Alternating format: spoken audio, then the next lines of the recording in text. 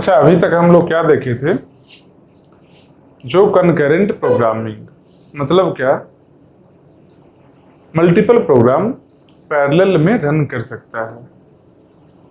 तो एक यहाँ ये भी पॉसिबिलिटी है कि सेम वेरिएबल के ऊपर रीड और राइट ऑपरेशन करे तो दोनों प्रोग्राम, लेकिन कनकरेंटली जब रन कर सकता है, अलाउड है प्रोसेसर में, तो एक चांस ये क्रिएट होता है कि एक से ज़्यादा आंसर पॉसिबल हो। तो अभी तक हम लोग क्या देखे? अभी तक हम लोग देखे कि कॉन्करेंट प्रोग्रामिंग में पूरा टॉपिक में क्या क्या चीज है। एक है प्रीसिडेंस ग्राफ, एक है क्या प्रीसिडेंस ग्राफ, और एक और क्या है प्रोग्राम लिखना, एक और प्रोग्राम लिखना। तो हो सकता है प्रेसिडेंस ग्राफ दे दे और क्वेश्चन रहे जो इसका प्रोग्राम क्या होगा, ये क्वेश्चन रहे, या फिर प्रोग्राम दे दे और ग्राफ के बारे में पूछ ले। एक और क्वेश्चन क्या है कि प्रोग्राम दे दिया है, प्रोग्राम दे दिया है और इसके आउटपुट के बारे में पूछ रहा है कि अगर कोई प्रोग्राम रन करेगा तो क्या आउटपुट आएगा। तो आउटपुट में क्या क्या पूछ सकता है? आउटपुट में वो पूछ सकता है क्या क्या? एक हो गया मैक्सिमम वैल्यू, जो आउटपुट आया है, आउटपुट आया मतलब क्या? किसी वेरिएबल का वैल्यू रहा होगा, कोई वेरिएबल होगा जो प्रोग्राम में ऑलरेडी डिफाइंड होगा, उसका वैल्यू कुछ आया होगा, तो उसका मैक्सिमम वैल्यू क्या पॉसिबल है अगर उस प्रोग्राम को रन करवाए तो मैक्सिमम का मतलब क्या हुआ? इनडायरेक्टली मैक्सिमम का मतलब क्या हुआ? इनडायरेक्ट क्या बोल रहा है?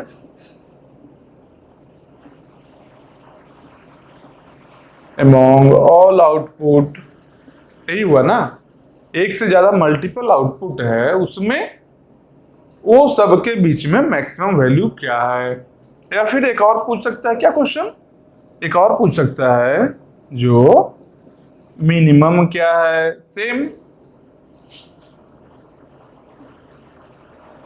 सेम चीज है, minimum value maximum value, multiple output में मिनिमम क्या है मैक्सिमम क्या है वो पूछ सकता है। एक प्रोग्राम देकर उसके आउटपुट का पूछ सकता है क्वेश्चन में।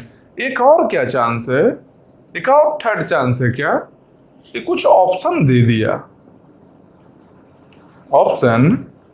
ऑप्शन में कुछ पर्टिकुलर वैल्यू को मेंशन कर दिया और पूछ रहा है कि the provided value is possible और नॉट। मतलब क्या? इसमें कुछ भी वैल्यू गिवन है, ये क्या है? ये गिवन है और पूछ रहा है क्या? पॉसिबिलिटी।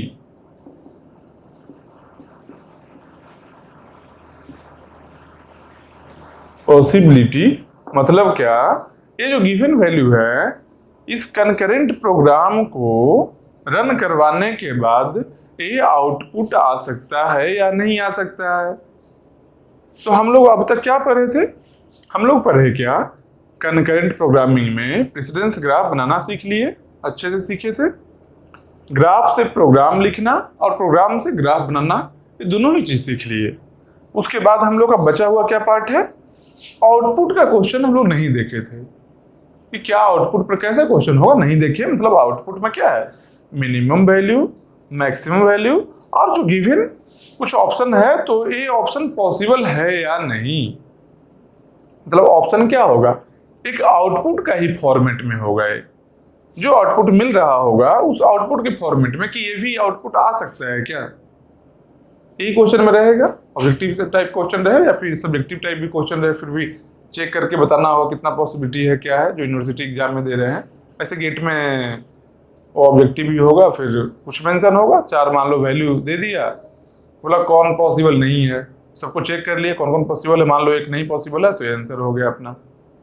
या फिर कोई ऐसा 4 वैल्यू है, उसमें पूछ दिया कौन सा पॉसिबल है, तो उसमें क्या है? एक पॉसिबल होगा। हो गया आंसर। तो देखते हैं हम लोग एक क्वेश्चन को बनाकर अच्छे से, जो मिनिमम मैक्सिमम के लिए आउटपुट निकालेंगे कैसे, एक्चुअली फाइंड आउट करने का क्या तरीका है, और मिनिमम और मैक्सिमम कब आएगा, किस तरीके से मिनिमम मैक्सिमम अगर फाइंड करना है तो हम लोग वो आंसर को लाएंगे, क्या प्रोसेस है उसका, क्या प्रोसीड्यूर है सॉल्व करने का, ये सब चीज देखते हैं।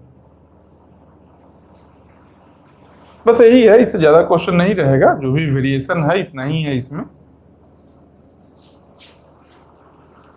तो मिनिमम मैक्सिमम में होता क्या है, वो कोड को देखकर समझना है, कोड को देखकर फील करना है, देखना है उसको लॉजिकली। फास्ट है, प्रैक्टिस होगा तभी फास्ट होगा वो चीज। उसको देखना है क्या कि मिनिमम वैल्यू के लिए क्या किया जाए आखिर। तो लिखते हैं, एक क्वेश्चन लिखते हैं, देखते हैं इसमें क्या आता है। मान लो क्वेश्चन ऐसा है,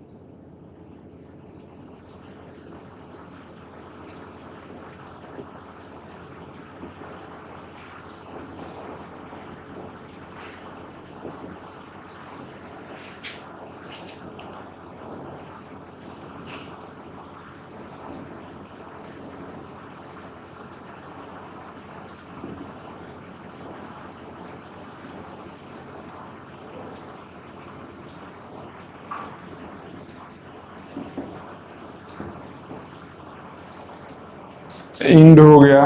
इसका मतलब क्या समझे हम लोग, जो ये बिगिन है और इंड है, इसका मतलब इस स्टेटमेंट के बाद ही ये स्टेटमेंट एग्जीक्यूट होगा, इसके बाद। ठीक, पर बिगिन में क्या है, पैरेलल में चल सकता है स्टेटमेंट। बिगिन और एंड में क्या है, तो एक ही सेम सीक्वेंस में एग्जीक्यूशन होगा स्टेटमेंट का, जो भी इंस्ट्रक्शन है।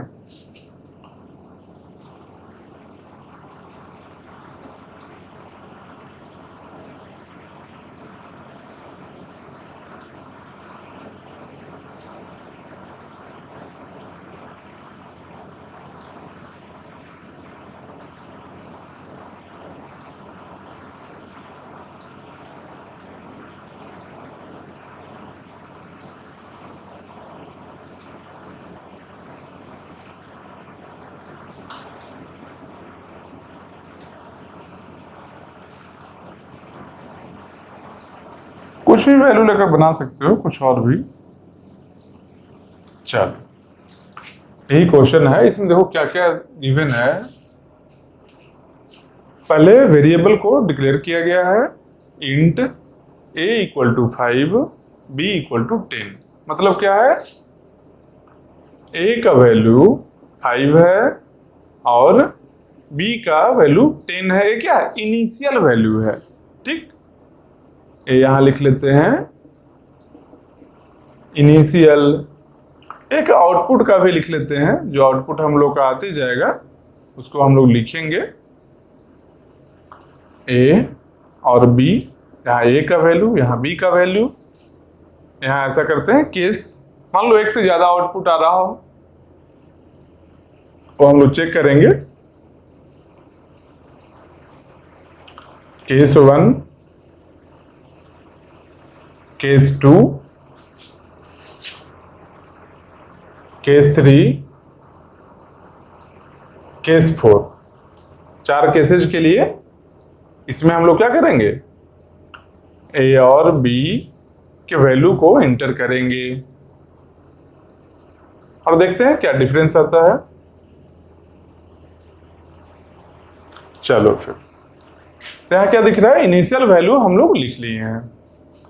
इसी प्रोसेस से सेम ऐसे ही सोचना है, क्वेश्चन देखते के साथ में। क्वेश्चन देखकर इस तरीके से सॉल्व करोगे, बहुत आसानी से सॉल्व होगा। और अभी समझा रहे हैं तो ज़्यादा टाइम लगे, लेकिन प्रैक्टिस होगा तो बहुत जल्दी इस काम को कर सकते हो। तो देखो, int a equal to 5, b equal to 10, a5 b10 लिख लिए। फिर क्या है, पर बिगिन। मतलब क्या कि पैरेलल में कुछ इंस्ट्रक्शन को एग्जीक्यूट करने का बात कर रहा है। कौन सा, जो इसके नीचे होगा।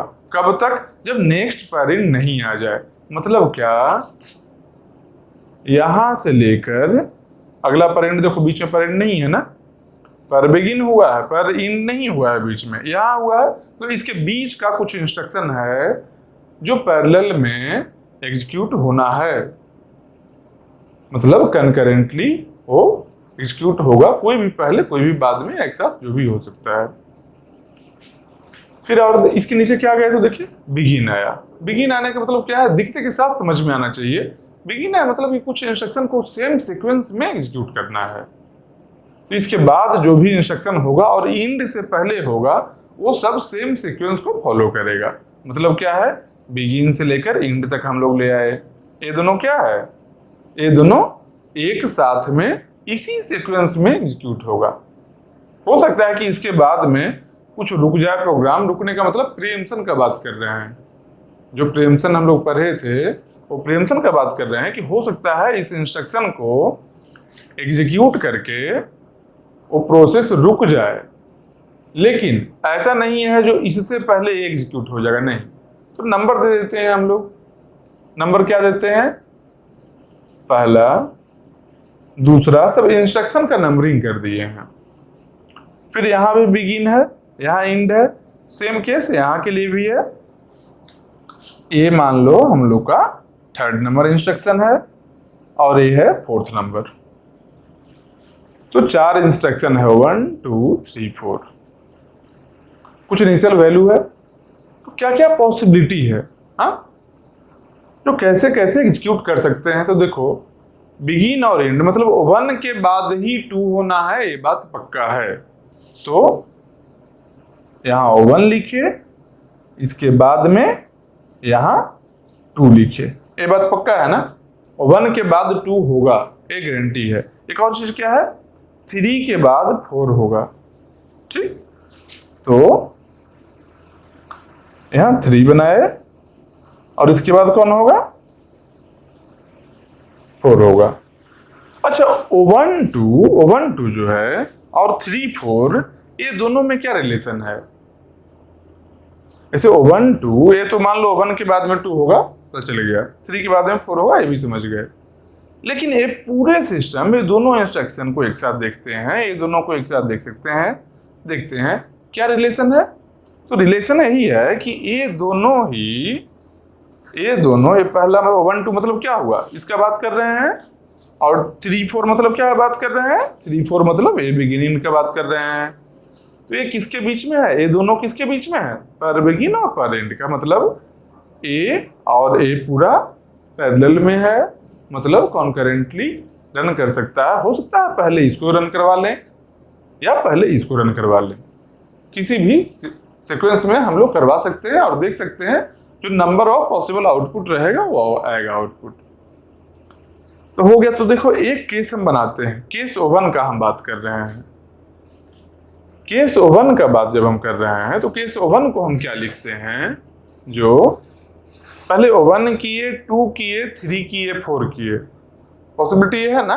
पहले इसको एग्जीक्यूट करेंगे, फिर 2 को, उसके बाद 3 को, उसके बाद 4 को। तो हम केस 1 उसी को मानकर चलते हैं, क्या, पहले 1 फिर 2 फिर 3 फिर 4, ये हो गया हम लोग का क्या है, ये हम लोग का केस 1 है। अभी सॉल्व नहीं किया, सॉल्व करेंगे, देखते हैं कितना पॉसिबल आंसर है इसका। फिर इसके बाद एक और केस क्या है कि ये दोनों पैरेलल में है ना, तो 3 से स्टार्ट करते हैं, ठीक। 3 4 1 2 ये भी पॉसिबिलिटी है, तो ये भी लिखते हैं कहाँ, ये लेते हैं केस 2 में। क्या क्या है, 3 4 1 2, 3 4 1 2, ये भी एक पॉसिबिलिटी है ना। इसके बाद देखते हैं क्या है, पहले ए कर लिए, फिर उसके बाद में पहले ए भी कर लिए। अच्छा, जब पहले ए किए थे, 1 2 को पहले किए थे 3 4 वाले से, एक पॉसिबिलिटी ये भी तो था ना कि 1 को एग्जीक्यूट किए हम लोग, 1 को एग्जीक्यूट किए हम लोग, लेकिन 2 कंप्लीट करने के पहले ही, 2 को कंप्लीट करने के पहले ही यहाँ पर प्रीएम्पशन हो गया। एक पॉसिबिलिटी है ना, क्यों, प्रीएम्पशन कहीं भी और कभी भी हो सकता है। तो मान लो यहाँ पर प्रीएम्पशन हुआ है, पॉसिबिलिटी हो सकता है। प्रेमचंद हुआ तो क्या हुआ, केस 3 लेते हैं इसको। पहले कौन किए, O1 को कर लिए थे, पहले O1 को एग्जीक्यूट कर लिए, फिर ये प्रिंट हो गया है, तो 2 अभी नहीं हुआ है और प्रिंसन हो गया इसका। इसके बाद क्या हुआ है सिस्टम में, 3 आया और 4 आया, फिर 2 आया, पॉसिबिलिटी है ना। तो O1 के बाद क्या आया, 3, उसके बाद 4, 3, 4, उसके बाद में 2 का चांस आया, मतलब प्रिंसन हुआ था मतलब, लेकिन उसके बाद का प्रोग्राम भी तो रन करना है। इसके बाद का प्रोग्राम कब रन किया है, ऐसा लास्ट में रन किया है। एक केस बन सकता है ऐसा। तो लास्ट में क्या आया, लास्ट में 2 आया है, ये भी एक केस बन गया। ये क्या है केस 3 है। एक और केस क्या बन सकता है कि O1 किया, चलो सही बात है, O1 सबसे पहले आया, यहाँ प्रिंसन हुआ, फिर 3 आया, ठीक, चलो उसके बाद O1 के बाद में 3 आया, 3 एग्जीक्यूट हुआ। लेकिन ए भी तो प्रिंट हो सकता है ना, ए भी प्रिंट हो सकता है ना। O1 के बाद में 3 आया तो यहाँ प्रिंसन हुआ, इसका मतलब ये थोड़ा ये यहाँ नहीं हो सकता है, ये बीच में नहीं प्रिंट हुआ। प्रिंसन कभी भी और कहीं भी और किसी का भी हो सकता है, कोई भी प्रोग्राम का, कितना नंबर ऑफ प्रोग्राम का हो सकता है वो। तो मान लो ये भी प्रिंट हुआ 3 के बाद, तो कहाँ गया 3 के बाद, तो 4 तो नहीं एग्जीक्यूट किया क्योंकि प्रिंट हो गया है। तो 3 के बाद ये फिर से कहाँ आ गया, 2 पर आ गया। तो O1 के बाद 3 के बाद 2, उसके बाद 4, 3 के बाद 2, उसके बाद 4। एक केस ये भी बन गया ना, 1 3 2 4, ये भी बन गया ना, 1 3 2 4। ये कौन सा है, ये है केस 4। अब मान लो हम लोग एक और केस लेते हैं, केस 5। हम लोग एक और केस लेते हैं, केस 5, इसको एक्सटेंड करते हैं। तो केस 5 में हम लोग क्या दिख रहा है कि चलो O1 के बाद प्रिंसन कर रहे थे ना, O1 के बाद नहीं करते हैं, 3 से स्टार्ट करते हैं पहले। तो मान लो स्टार्ट किए 3 से, मतलब O1 2 को पहले ना करके पहले 3 से स्टार्ट किए। 3 को पहले लिखते हैं, तो 5 वाले में, ये 5 वाले में 3 को पहले लिख दिए, 3 को सबसे पहले लिखे। फिर क्या हुआ, प्रीएम्पशन हुआ। तो 3 के बाद मान लो 1 2 दोनों एग्जीक्यूट हो गया, फिर 4 आया, मतलब 3 1 2 4। क्या हुआ, 3 1 2 4। ये पॉसिबिलिटी है ना, 3 1 2 4, ये भी एक पॉसिबिलिटी है ना, ये भी लिख लिए। एक और भी क्या पॉसिबिलिटी है कि 3 1 4 और 2।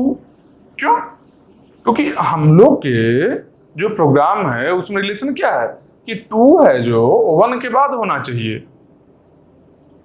लेकिन ये दोनों से नहीं है, ये दोनों से एक कोड है जो इंडिपेंडेंट है। मतलब ये जो पूरा कोड है दोनों, और ये दोनों को दोनों ही आपस में इंडिपेंडेंट है। ये दोनों में रिलेशन है, 1 2 में रिलेशन है और 3 4 में रिलेशन है, लेकिन ये लोग तो इंडिपेंडेंट है, कभी भी रन कर सकता है। तो अभी क्या लिखे थे, 3 1 2 4, मतलब 3 1 2 4। तो 1 के बाद 2 ही क्यों कंप्लीट करेंगे, हो सकता है यहाँ भी प्रिंसन हो जाए, तो 1 के बाद 4 आ जाए, तो 3 1 4 2। इसको लिखते हैं यहाँ पर 3 1 4 2। ये कौन सा है, ये है केस 6 का। एक किसका है, 3 1 4 2। अब देखो और कोई केस बचा है क्या, देख लेते हैं स्टार्टिंग से काउंट करके। 1 2 3 4 है ना केस 1। केस 1 क्या है, देखो 1 2 3 4, 1 2 3 4। फिर क्या है 3। केस 2 क्या है, 3 4 1 2, दोनों साइड से हम काउंट किए। उसके बाद क्या है केस 3 में 1 3 4 2, 1 3 4 2। उसके बाद क्या है 1 3 2 4, उसके बाद 3 1 2 4, उसके बाद 3 1 4 2। यही पॉसिबिलिटी है ना, बस ये पॉसिबिलिटी हो गया तो सही। तो कितना वैल्यू है इसका? 1 2 3 4 5 6, टोटल 6 केसेज पॉसिबल है। मतलब क्या? Maximum number of different outputs possible for this program is 6। Total 6 type का आउटपुट आ सकता है इससे, एक ही प्रोग्राम को रन करने से। तो मिन मैक्स वाला समझ गए ना, कि मिनिमम आउटपुट पूछ दिया और मैक्सिमम आउटपुट पूछ दिया तो कैसे एग्जीक्यूट करेंगे। ये सब केस है, इतना सारा केस है, जान लो। कैसे केस को लिखे हैं?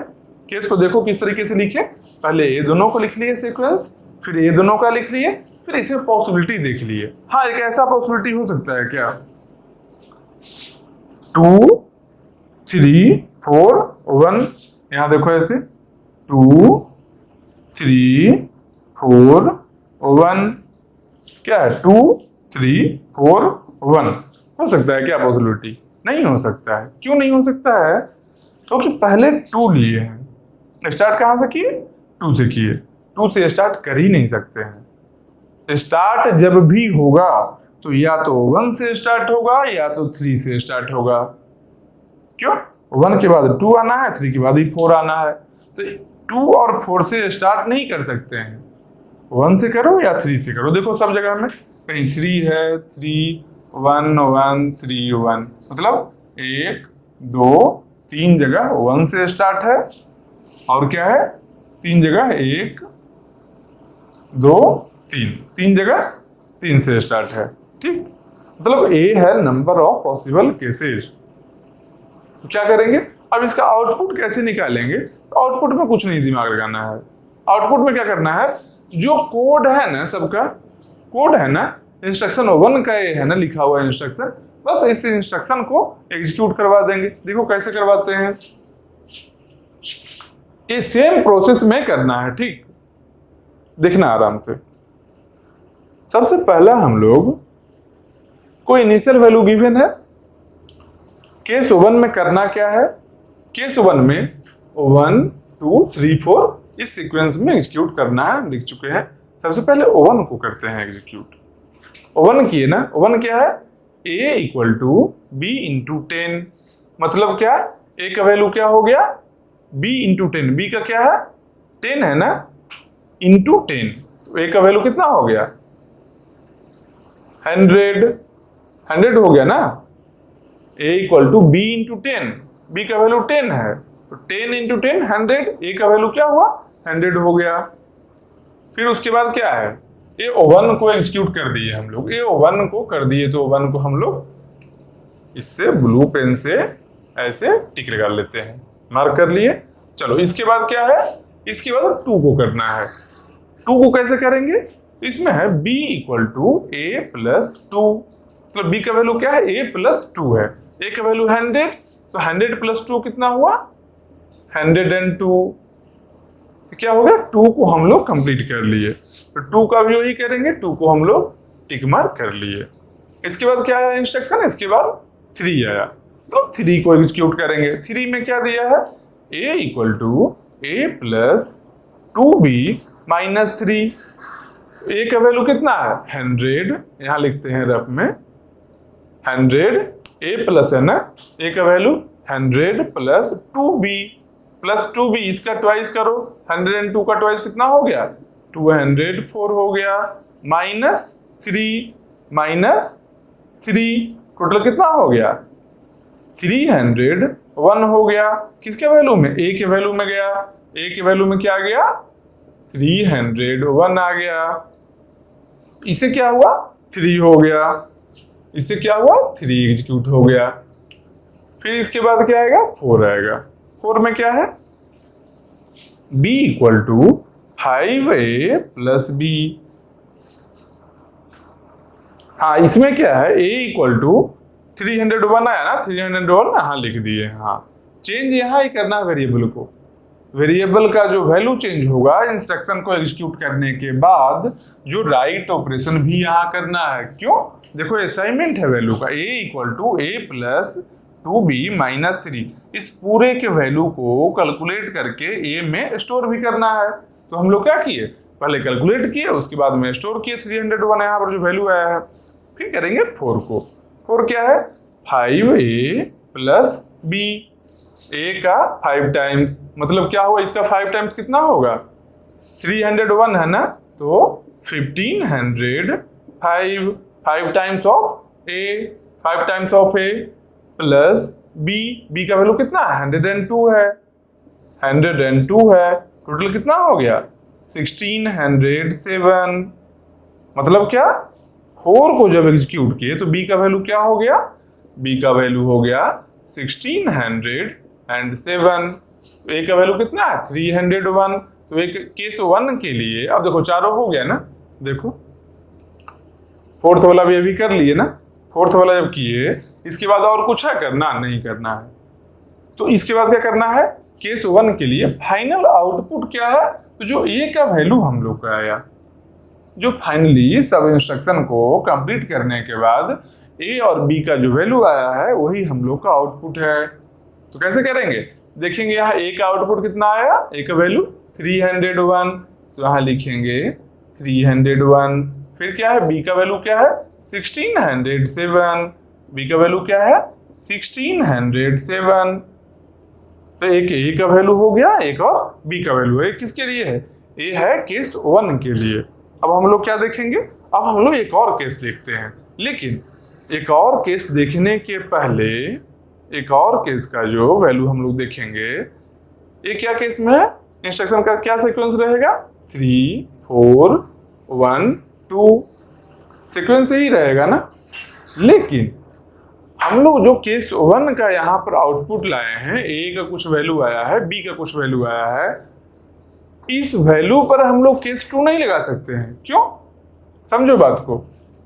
केस 1 है, एक a पॉसिबिलिटी है रन करने का, एक a भी पॉसिबिलिटी है, लेकिन ऐसा नहीं हो सकता है कि केस 1 भी रन करे उसके बाद केस 2 रन करे। ये नहीं पॉसिबल है। क्यों? प्रोग्राम का एग्जीक्यूशन तो एक ही बार होगा ना। ये प्रोग्राम लूप में थोड़ा ही है, लूप कहीं नहीं गिवन है, तो प्रोग्राम का एग्जीक्यूशन एक बार ही करना है। तो नंबर ऑफ पॉसिबल केसेज इतना है, नंबर ऑफ पॉसिबल आउटपुट्स इतना होगा। लेकिन जब किसी भी केस को लेंगे तो किसी और केस के आउटपुट को नहीं यूज कर सकते हैं। मतलब क्या है? इसको फिर से इनिशियलाइज करना पड़ेगा। कौन से वैल्यू से? जो वैल्यू से यहाँ पर इनिशियलाइज किया गया है। तो क्या था? 5 और 10। इनिशियल वैल्यू यही था ना, 5 और 10। तो हम लोग यहाँ क्या करेंगे? हम लोग यहाँ पर इनिशियल वैल्यू जो पहले था वो पुट कर देंगे। यहाँ पर इनिशियल वैल्यू कर दिए क्या? यहाँ पर 5, यहाँ पर 10। चलो ये भी रफ वर्क है जो हटा देते हैं यहाँ से, फिर काम आएगा हम लोग को। इसके बाद एक और केस का हम लोग देखते हैं। क्या केस का देखते हैं? मान लो केस 2 का देखते हैं। ठीक,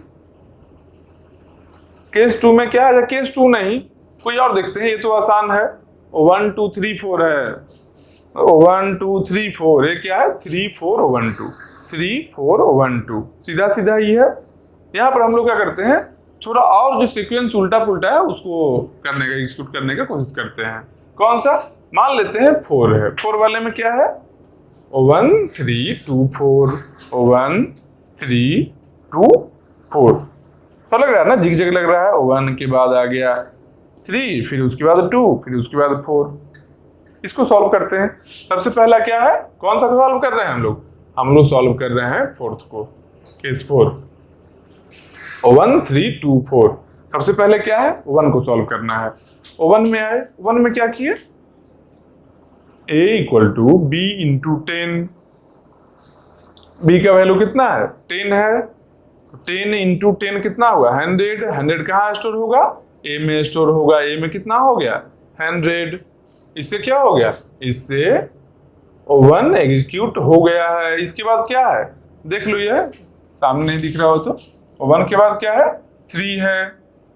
3 को करेंगे। देखो केस 4 में 1 के बाद 3 करना है, 1 3 2 4 यही सीक्वेंस में इंस्ट्रक्शन को एग्जीक्यूट करना है। 3 करना है, 3 कहाँ पर है, 3 यहाँ पर है, इसको एग्जीक्यूट करना है पहले। इसमें क्या है, a equal to a plus a का वैल्यू कितना है 100, तो 100 प्लस 2b कितना है 10 है b का वैल्यू, मतलब 20 माइनस 3 मतलब क्या हुआ 117। कहाँ स्टोर करना है, a में स्टोर करना है। a का वैल्यू क्या हो गया 117। a कौन सा कंप्लीट हुआ, a 3 कंप्लीट हो गया, a है जो 3 कंप्लीट हो गया। इसके बाद क्या है, इसके बाद 2 है। इसके बाद 2 में कैसे आएंगे, 2 यहाँ पर है, सीधा यहाँ ही आएंगे।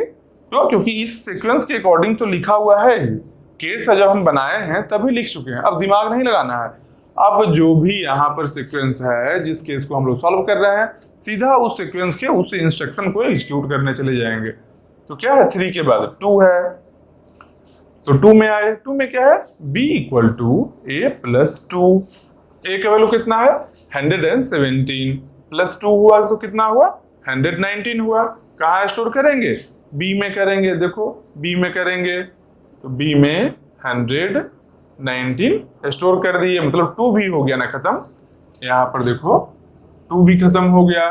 फिर कौन सा आया 4 आया, फोर्थ वाले में आया तो क्या हुआ b equal to 5a plus b, मतलब 5a कितना हो गया, a कितना है 117 इंटू 5 प्लस b कितना है 119, यही है ना। 5a plus b, 5 times of 117 plus 119। तो ऐसा करते हैं 117 का ही 6 टाइम्स कर लेते हैं और 2 अलग से ऐड कर लेंगे, ठीक। तो 6 टाइम्स करेंगे तो क्या होगा, 6 टाइम में कहाँ स्टोर करना है, स्टोर करना है लास्ट स्टेटमेंट 4 है, 4 में ही करना है ना, मतलब कि b में करना है स्टोर। क्या करेंगे 117 इंटू 6, तो कितना हो गया 7 छक 42, 42 2 4 बचा, 6 4 10 0 1 6, ये 702 हो गया प्लस 2 और किए, इसमें कितना आ गया 704 आएगा। तो b का वैल्यू क्या होगा, b का वैल्यू होगा 704। फोर्थ खत्म हो गया ना, फोर्थ हो गया ना खत्म। इसके बाद फोर्थ केस में कोई और इंस्ट्रक्शन है क्या एग्जीक्यूट होने के लिए, नहीं है। क्यों, 4 ही इंस्ट्रक्शन था, चारों के सीक्वेंस में हम सेम सीक्वेंस में एग्जीक्यूट कर चुके हैं।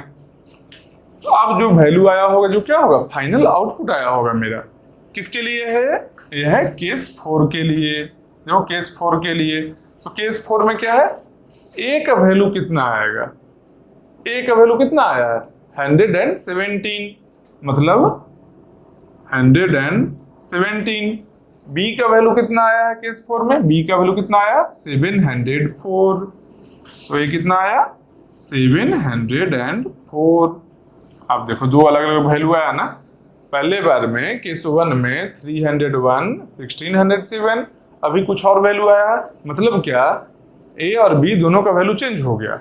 एग्जीक्यूशन ऑर्डर को चेंज करने से a और b दोनों का वैल्यू चेंज हो गया। तो क्वेश्चन क्या रहेगा कि मिनिमम क्या वैल्यू होगा a का मिनिमम वैल्यू कितना होगा।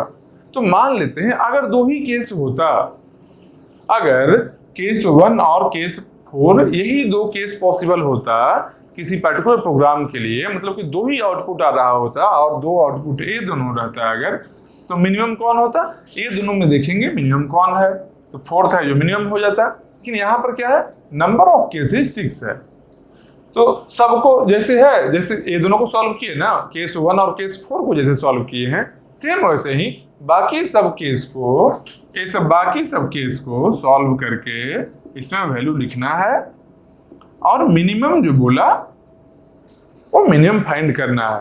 तो कैसे लिखेंगे सबका वैल्यू, तो देख लेंगे क्या, कि मान लो पूछ दिया ए का मिनिमम वैल्यू कितना है, ए के लिए मिनिमम वैल्यू कितना है, इसका ए मिनिमम पूछ दिया मान लो, तो क्या करेंगे, सब सॉल्व करेंगे, नहीं सब नहीं सॉल्व करेंगे, देखो कैसे थोड़ा वाइजली सॉल्व करेंगे, दिमाग लगे, टाइम कम लगे। क्या करेंगे, ए का पूछा है ना, तो केस O1 में गए, केस O1 में 1 2 3 4 इस सीक्वेंस में है, ए का ही फाइंड करना है।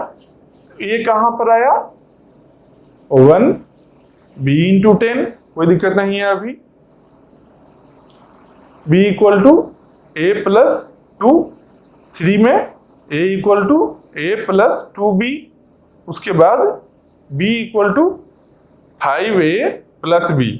फोर्थ इंस्ट्रक्शन का कोई काम है नहीं है, क्यों, ए का फाइनल असाइनमेंट यहाँ ही हो रहा है, ये इंस्ट्रक्शन यूजलेस हो गया ना, लास्ट वाले स्टेप को नहीं करेंगे।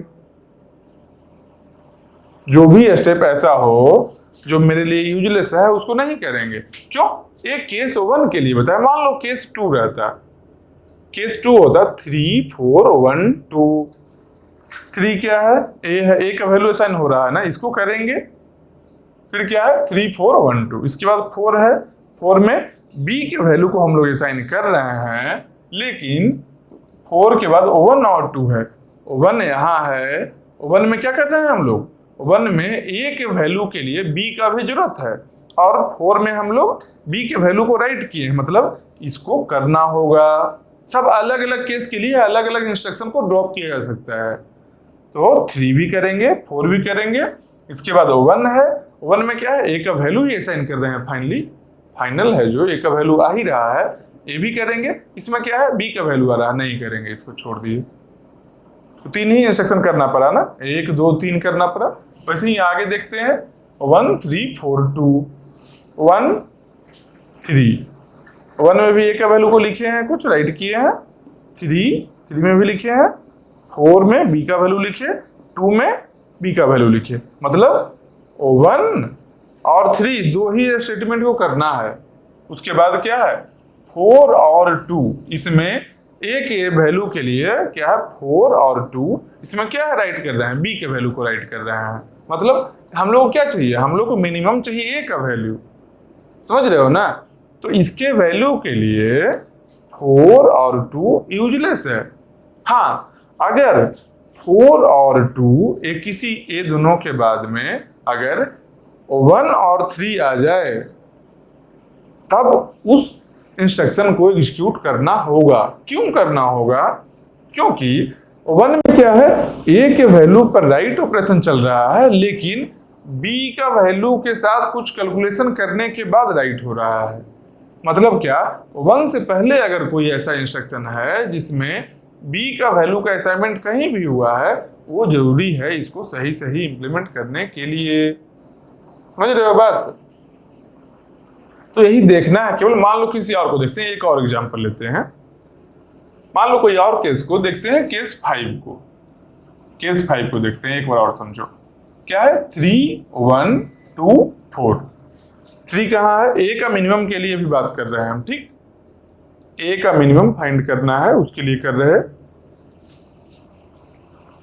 तो ये सीक्वेंस क्या है 3 1 2 4, 3 आया, a के लिए कर रहे हैं, a का यहाँ है करना पड़ेगा, 3 के बाद क्या आया 1, a के लिए कर रहे हैं, a करना पड़ेगा, उसके बाद क्या आया 2, b के लिए कर रहे हैं, नहीं करेंगे, फिर 4 आया, 4 में b के लिए कर रहे हैं, नहीं करेंगे, मतलब क्या है दो ही इंस्ट्रक्शन करना पड़ा ना, एक 1 और एक 3, a और a, दो ही इंस्ट्रक्शन करना पड़ा ना, सब नहीं करना पड़ा। इसलिए ब्लाइंडली सबको नहीं फाइंड आउट करेंगे, सबको करेंगे, आंसर तो सही आएगा, आंसर सही आना ही आना है, क्योंकि ये प्रोसेस सही है सॉल्व करने का, लेकिन टाइम ज़्यादा लगेगा। तो एक नंबर के क्वेश्चन के लिए 10 मिनट टाइम नहीं दिया जा सकता है, इसलिए मिनिमम टाइम में वो सॉल्व करना है। तो कैसे होगा, प्रैक्टिस रहेगा, सही सॉल्व होगा और कम टाइम में होगा। तो इसमें क्या है, मिनिमम हो गया, सेम वैसे ही मैक्सिमम के लिए भी करेंगे, सेम स्ट्रेटजी मैक्सिमम के लिए भी होगा। मान लो यहाँ पूछ दे मैक्स, तो मैक्स के वैल्यू के लिए भी सेम स्ट्रेटजी होगा। तो मिनिमम और मैक्सिमम तो चलो हो गया, समझ गए, ठीक है। एक और क्या क्वेश्चन आ सकता था, क्या पॉसिबिलिटी था, जो ए और बी है ना, ए का वैल्यू को दे दिया 80 और बी के वैल्यू को दे दिया 200, और पूछा क्या कि ये पॉसिबल है या नहीं, ए का वैल्यू 80 और 200 पॉसिबल है या नहीं है। तो कैसे देखेंगे, चलेंगे केस 1 पर। ए का वैल्यू 80 है ना, 80 पॉसिबल है कि नहीं चेक करना है हमको, ठीक है, चेक करते हैं। केस 1 में क्या है, 1 2 3 4 करना है ना। सबसे पहले 1 को एग्जीक्यूट किए, और 1 को किए तो क्या हो गया, a equal to B into 10, B का इनिशियल वैल्यू 10 था, तो 10 इंटू 10 कितना हुआ, 10 इंटू 10 100 हो गया ना। मतलब कि पहला में ही a का वैल्यू 100 हो रहा है। और एक और चीज हम लोग क्या नोटिस कर रहे हैं कि 1 के बाद 2 3 4 है, 2 3 4 है, जिसमें यहां पर बोला था a का वैल्यू 80 ही आने के लिए, लेकिन यहाँ क्या हुआ, 100 हो चुका है, मतलब 20 से ज्यादा अभी ही हो चुका है। इसके बाद देखेंगे 2 3 4 में क्या हो रहा है, 2 में कुछ b पर राइट किए, a में भी कुछ राइट किए, लेकिन ट्वाइस ऑफ b ऐड कर दिए हैं। b का वैल्यू क्या है, 10 है, उसका ट्वाइस ऐड किए हैं, मतलब कि यहाँ पर a है जो और 100 से इंक्रीज ही होगा। ये बात पक्का है, यहाँ पर भी डिक्रीज नहीं हो रहा है। मतलब क्या कि a का 80 वैल्यू केस 1 से पॉसिबल तो नहीं है। सबको सॉल्व नहीं किए, सबको सॉल्व नहीं करना है, आंसर जो प्रोवाइडेड है उसको एलिमिनेट करना है, ऑप्शन को कि गलत है उसको बहुत जल्दी चूज कर लेना है। क्या किए, a का 80 वैल्यू केस 1 से पॉसिबल नहीं है। फिर देखते हैं, मान लो केस 4 फाइंड आउट किए थे ना, मान लेते हैं केस 4 का कितना था, 117। हम क्या बोल दिए, जो a का 200 पॉसिबल है क्या। तो देखें क्या कि केस 4 है ना, तो केस 4 को हम चेक कर रहे हैं, ठीक। केस 4 के लिए क्या है, a का 200 है, b का भी कुछ वैल्यू होगा, b का भी कुछ वैल्यू होगा। तो ये पहले एक पर देख रहे हैं, अगर एक सही निकल गया, अगर a का वैल्यू सही आ गया तो हम लोग b का भी चेक करेंगे। मान लो a का ही नहीं आया, क्या करेंगे, अगले ऑप्शन में चले जाएंगे, फिर वहां ये स्ट्रेटेजी लगाएंगे, a का चेक करना या b का चेक करना, जिसका भी आसान लगे।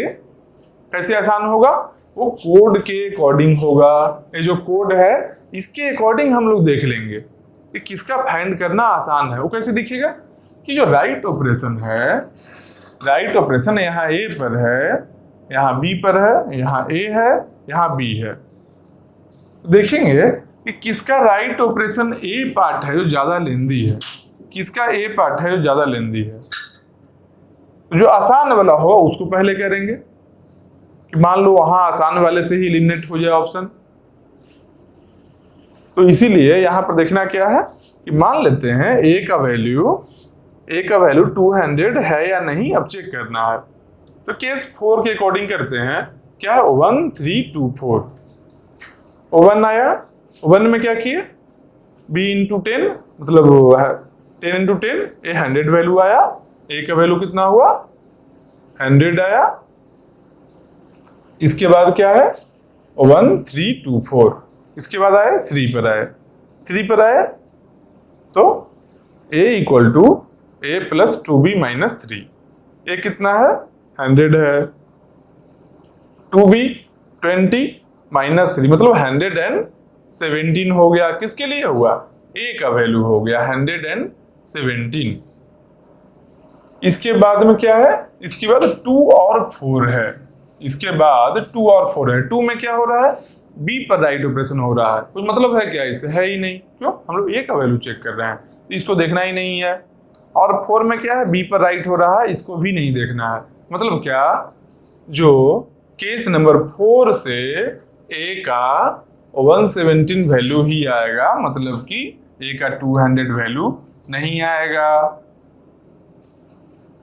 तो सेम वैसे ही दूसरे केसेस से भी देख लेंगे। और ये थोड़ा ज्यादा बड़ा क्वेश्चन है, इतना बड़ा क्वेश्चन भी नहीं है, इतना सारा केस पॉसिबल भी नहीं है, कम केसेस पॉसिबल होंगे। तो बस यही है इसमें। पर्पस है क्या, जो प्रोग्राम लिखा है उसको अच्छे तरीके से रन करवाना। रन कैसे करवाएंगे, हम लोग देखेंगे क्या, जो प्रोग्राम को पहले रीड किए, रीड करने के बाद उसका प्रेसिडेंस ग्राफ ड्रॉ कर लिए। क्यों, क्योंकि ये ग्राफ क्या है, विजुलाइज करने के लिए ज्यादा इजी है। कोड को बहुत सारा यहाँ पढ़ना पड़ता है, लेकिन ग्राफ को इजीली देखकर विजुलाइज किया जा सकता है। ग्राफिकल रिप्रेजेंटेशन बहुत ही मतलब स्ट्रांग होता है, वो जो इजीली समझ जाए सामने वाला। जैसे क्रिकेट देखते हो ना, क्रिकेट में देखते हो रन रेट के लिए ऐसे ग्राफ दिखाएगा, कहाँ कहाँ विकेट गिरा, ऐसे ऐसे जाएगा।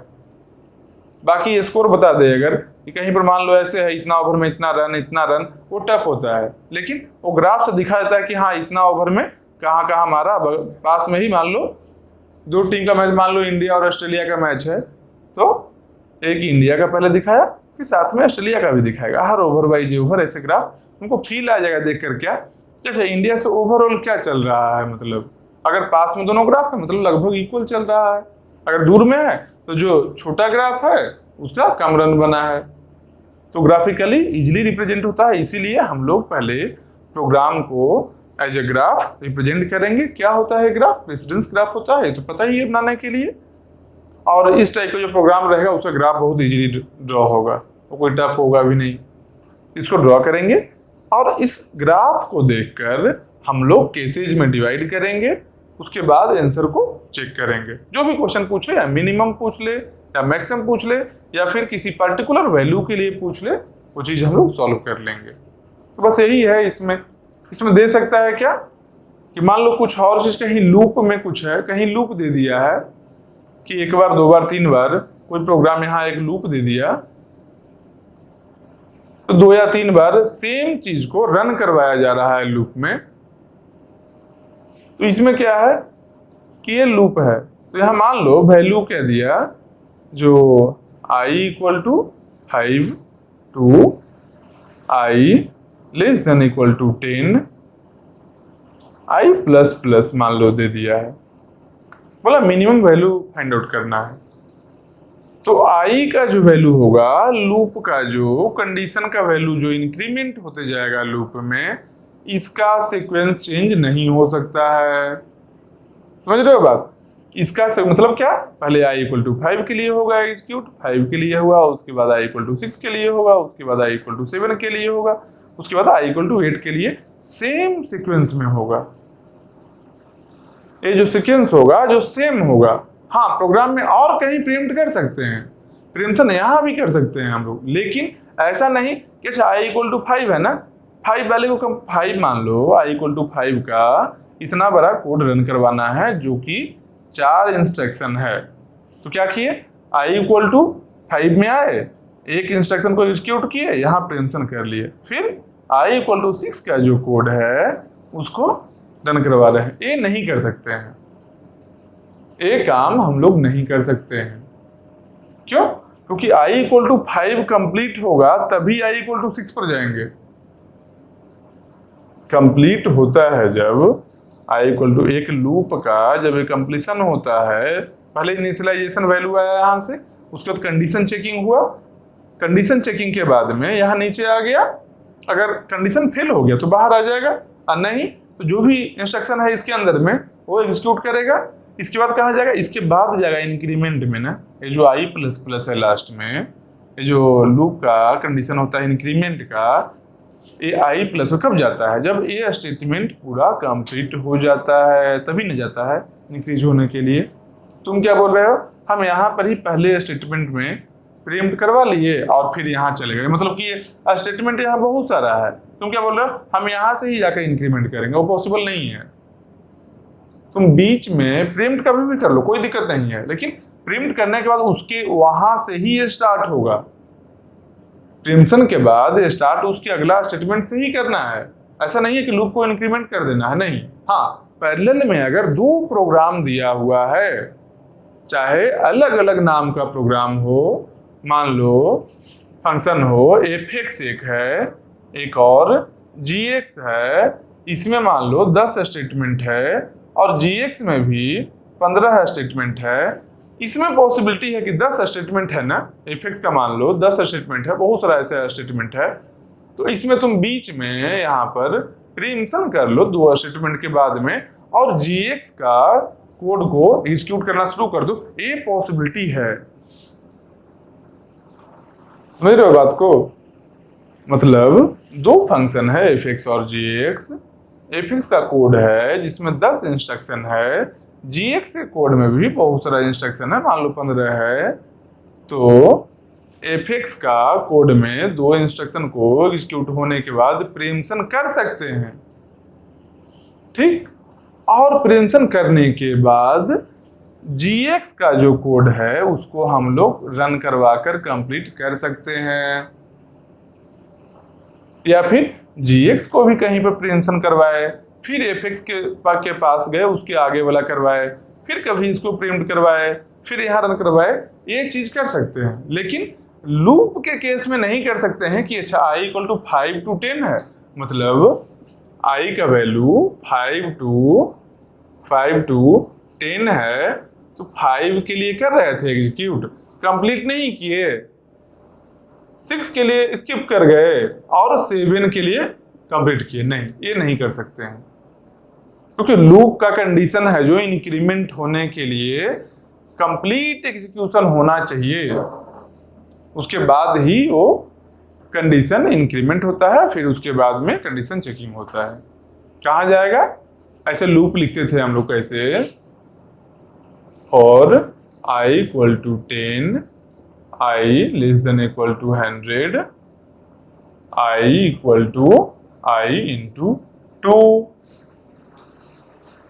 मान लो ये फॉर लूप है, क्या करेंगे, इसके अंदर में एक ऐसा प्रोग्राम लिखा हुआ है बड़ा सा, बहुत सारा स्टेटमेंट है, क्या करेंगे, i = 10 को पहले एग्जीक्यूट किए, फिर i <= 100 पर गए, मतलब क्या, पहले i = 10 इनिशियलाइज हुआ, फिर <= 100 है ना, 10 = 100, हाँ सही बात है, तो इसके बाद में यहाँ आए, कंप्लीट किए, उसके बाद कंप्लीशन के बाद यहाँ गए, फिर यहाँ से आकर कंडीशन चेकिंग किए, समझ रहे हो?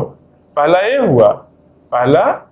ए हुआ, दूसरा स्टेप ए हुआ, तीसरा स्टेप ए हुआ, 4th स्टेप यहाँ से यहाँ गए, फिर 5th में यही 2 वाला को रिपीट किया, यही साइकिल रिपीट होगा लूप में।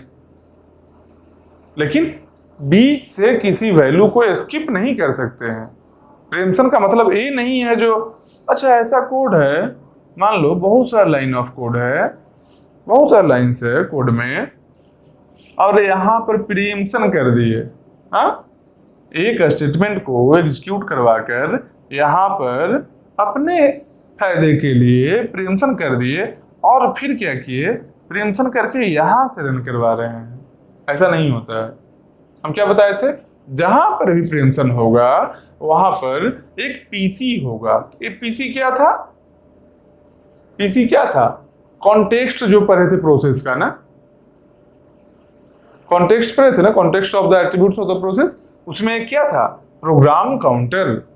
इसके पास क्या होता था, प्रीएम्पशन के टाइम में पीसी में जहां पर प्रीएम्पशन हुआ है उसके नेक्स्ट स्टेटमेंट का, नेक्स्ट का ये स्टेटमेंट का एड्रेस यहाँ आकर स्टोर हो जाएगा।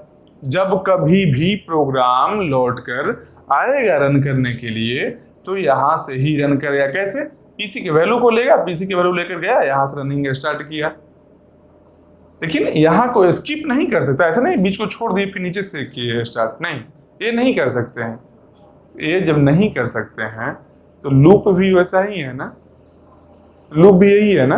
हाँ, ये है i = 10, यहाँ पर है i = 11, यहाँ पर है i = 12, यहाँ i = 13।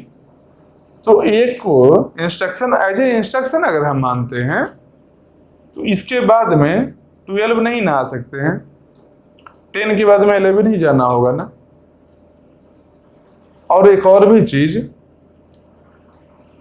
कहीं पर भी प्रीएम्पशन कर रहे हैं एक स्टेटमेंट में तो बिटवीन द इंस्ट्रक्शन नहीं होता है प्रीएम्पशन।